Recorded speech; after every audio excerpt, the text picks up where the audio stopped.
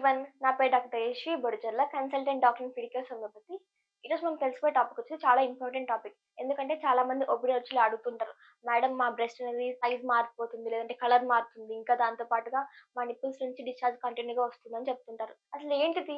ఇది ప్రాబ్లమాటికా లేదంటే normal condition ఎలా తెలుసుకోవాలి మనం అంటే, మెయిన్‌గా నిప్పుల్స్ నుంచి ఎలాంటి డిశ్చార్జ్ రాదనమాట. అంటే సాధారణంగా ప్రెగ్నెన్సీ తర్వాత లేదంటే ప్రెగ్నెన్సీ టైంలో లాక్టేషన్ పాలిచ్చే తల్లుల్లో మాత్రమే బ్రెస్ట్ నుంచి డిశ్చార్జ్ అనేది వస్తూ ఉంటుంది. ఆ డిశ్చార్జ్ కూడా మిల్క్ ఫార్మ్‌లో ఉంటుంది. దాన్ని మనం గెలాక్టోరియా అంటాం. ఇంకా ఇలాంటి కండిషన్ నార్మల్ కండిషన్. బట్ కొంతమందిలో ఏముంటుందంటే ప్రెగ్నెన్సీ లేకపోయినా లేదంటే వాళ్ళలో ఆ డిశ్చార్జ్ అనేది కలర్ మారుతూ ఉంటుంది. కొంతమందిలో యెల్లో కలర్‌లో, రెడ్ కలర్‌లో ఇలా వస్తుంటుంది.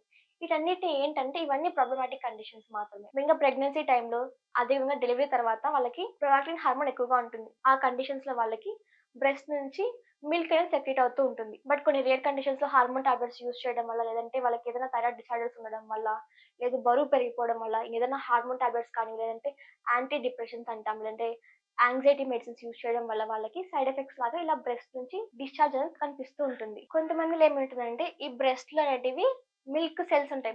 మిల్క్ డక్ట్స్ లాగా అంటాం. ఆ డక్ట్స్ అనేటివి ఉబ్బిపోయి, వాచిపోయేలాగా ఉంటాయి. ఈ వాచిపోయినప్పుడు ఆ మిల్క్ మొత్తం అక్కడే ఆగిపోతూ ఉంటాయి. ఇలా ఆగిపోవడం అప్పుడు ఆ మిల్క్ అనేది ఆగిపోయి ఇన్ఫెక్షన్‌కి గురై అప్పుడు కూడా నిప్పుల నుంచి డిశ్చార్జ్ అనేది వస్తూ ఉంటుంది.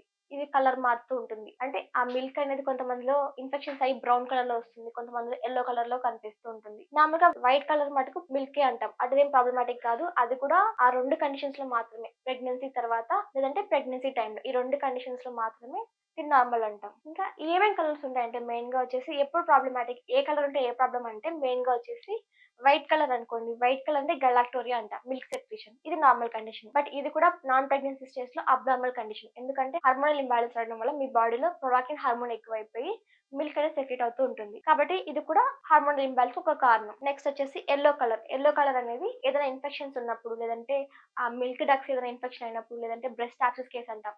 బాక్టీరియా కానీ, ఫంగల్ ఇన్ఫెక్షన్, వైరల్ ఇన్ఫెక్షన్ ఇలాంటి కండిషన్స్‌లో కూడా ఆ నిప్పుల నుంచి డిశ్చార్జ్ అనేది యెల్లో కలర్‌లో కనిపిస్తుంది. బట్ కొన్ని కండిషన్స్‌లో బ్రౌన్ కలర్‌లో కూడా కనిపిస్తుంది ఈ ఇన్ఫెక్షన్స్ వల్ల. బట్ రేర్ కండిషన్స్‌లో రెడ్ లేదా పింక్ కలర్‌లో కనిపిస్తుంది. ఏంటి రెడ్ కలర్, పింక్ కలర్ అంటే ఆ నిప్పుల నుంచి రెడ్ కలర్ వచ్చిందనుకోండి అది మాలిగ్నెన్సీ ఇండికేషన్ అన్నమాట. అంటే బ్రెస్ట్‌లో ఏదో బ్రెస్ట్ క్యాన్సర్ ఉంది. లేదంటే ఆ బ్రెస్ట్‌లో ఏదైనా ఇన్ఫెక్షన్స్ జరిగి సివియర్ ఫార్మ్‌లో ఉందని ఇండికేషన్ ఇంకా. ఆ రెడ్ కలర్ రావడానికి. బట్ ఈ కలర్ డిఫరెన్స్ ఏదైనా కూడా వాళ్ళకి నిప్పుల నుంచి డిశ్చార్జ్ అవ్వడం అనేది అబ్నార్మల్ కండిషన్. ఇంకా దీంతో పాటు కూడా వాళ్ళకి బ్రెస్ట్ సైజ్ పెరిగిపోవడం, లేదంటే బ్రెస్ట్ పైన స్కిన్ చేంజెస్ రావడం, దాంతో పాటు ఏదైనా ఇన్ఫెక్షన్స్ రావడం, గడ్డలు గడ్డలుగా ఫార్మ్ అవ్వడం ఇవన్నీ రెగ్యులర్‌గా చూసుకుంటూ ఉండాలి. ఇంకా పాలిచ్చే తల్లులు మెయిన్‌గా వాళ్ళకేదైనా మిల్క్ అనేది ఫార్మ్ అయిన తర్వాత మిల్క్ మొత్తం కంప్లీట్‌గా డ్రైన్ చేసేలాగా ఉండాలి.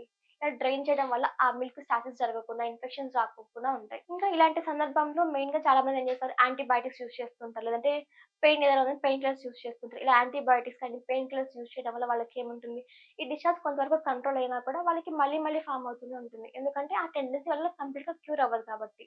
దాని ద్వారా వాళ్ళకి ఆ బ్రెస్ట్ పెయిన్ రావడం, లేదంటే ఎవ్రీ మంత్ పీరియడ్స్ వచ్చినప్పుడు ఆ పెయిన్ ఇంకా పెరిగిపోతుండడం, లేదంటే గడ్డలు ఏదైనా ఉంటే ఆ గడ్డలు ఇంకా ఎక్కువ అవ్వడం కూడా జరుగుతూ ఉంటుంది. కాబట్టి ఇలాంటి సందర్భంలో కంప్లీట్ ట్రీట్మెంట్ అనేది అవసరం ఉంటుంది. అందులో మెయిన్‌గా వచ్చేసి హోమియోపతి అంటాం. హోమియోపతి అనేది ఎలా యాక్ట్ చేస్తుందంటే ఇలాంటి కండిషన్స్‌లో వాళ్ళకేదైతే డిశ్చార్జ్ ఉంటుందో ఆ డిశ్చార్జ్‌ని బేస్ చేసుకొని మెడిసిన్స్ ఇస్తాం. ఇంకా వాళ్ళకేదైనా హార్మోనల్ ఇంబాలెన్స్ ఉన్నా పీసీఓఎస్ కానీ, లేదంటే థైరాయిడ్ ఇంబాలెన్స్ కానివ్వండి, లేదంటే ఒబేసిటీ కానివ్వండి, వీటన్నిటిని కన్సిడర్ చేసి వాళ్ళ సైకిల్స్‌ని, పీరియడ్ సైకిల్స్‌ని, వాళ్ళ ఎమోషనల్ స్టేట్‌ని వీటన్నిటిని కన్సిడర్ చేసి మెడిసిన్స్ ఇవ్వడం జరుగుతుంది. దీని ద్వారా వాళ్ళకి ఆ డిశ్చార్జ్ కంప్లీట్‌గా క్యూర్ అవుతూ మళ్ళీ మళ్ళీ రాకుండా వాళ్ళు హెల్తీగా ఉండేలాగా చేస్తుంది. ఇంకా కొన్ని క్యాన్సర్స్ కండిషన్స్‌లో కూడా హోమియోపతి అనేది సపోర్టివ్‌గా వర్క్ అవుతుంది.